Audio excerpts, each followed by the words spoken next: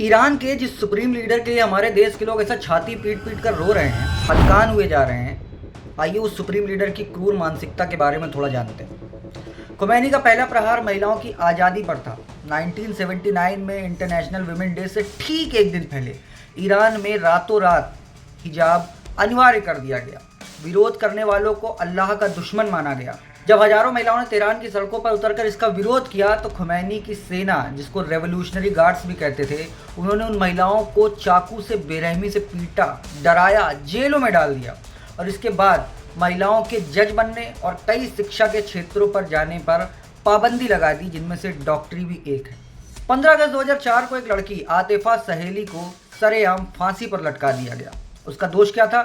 उसका दोष ये था कि उसका किसी ने किया था। उसकी उम्र मात्र 16 साल थी उस वक्त, लेकिन डॉक्यूमेंट में हेर फेर करके उसको 22 साल का दिखाया गया, क्योंकि 18 साल से पहले ईरान में किसी को फांसी नहीं दिया जा सकता। उसको ना कोई वकील दिया गया, ना ही कोई ट्रायल हुआ, सीधे फांसी पर लटका दिया गया। खमेनेई ने लोगों को आदेश दिया कि महिला कैदियों को मारने से पहले उनका किया जाए, ताकि मरने के बाद उनको जन्नत ना नसीब हो सके। खुमैनी ने इस्लामिक रिवोल्यूशनरी गार्ड्स का गठन किया, जिसका काम सुरक्षा नहीं था, बल्कि लोगों के निजी जीवन में झांकना और पाबंदियां लागू करना था। संगीत, सिनेमा, वेस्टर्न कल्चर पर पूरी तरीके से पाबंदी लगा दी गई। खुमैनी की क्रूरता का सबसे काला अध्याय 1988 में लिखा गया, जब ईरान इराक युद्ध के खत्म होने के बाद खुमैनी ने एक गुप्त डेथ कमेटी बनाई। जेलों में बंद हजारों राजनीतिक कैदियों से सिर्फ एक सवाल पूछा गया, क्या तुम अब भी हमारे खिलाफ हो?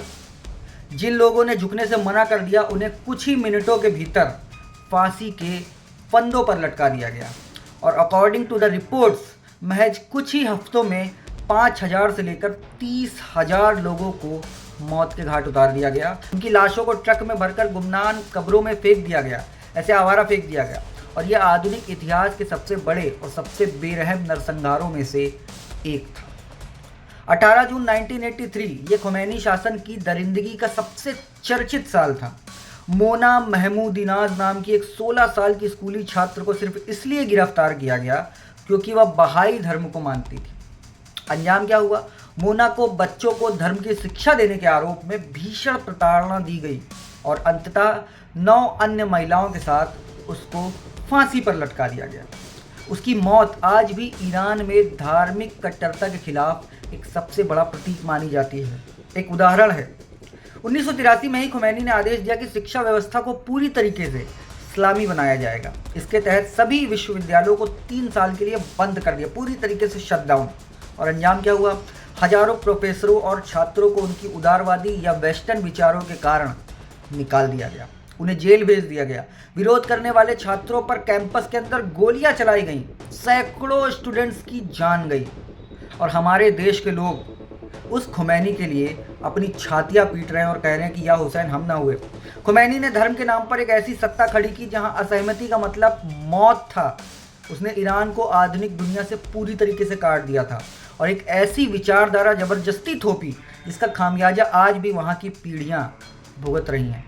आयतुल्लाह खुमैनी शायद कुछ लोगों के लिए एक आध्यात्मिक नेता रहा हो, कुछ लोगों के लिए धर्मगुरु रहा हो, लेकिन हिस्ट्री के पेजेस में उसका नाम एक ऐसे तानाशाह के रूप में दर्ज है जिसने सत्ता की भूख और कट्टरता के लिए लाखों जिंदगियां कुर्बान कर दी।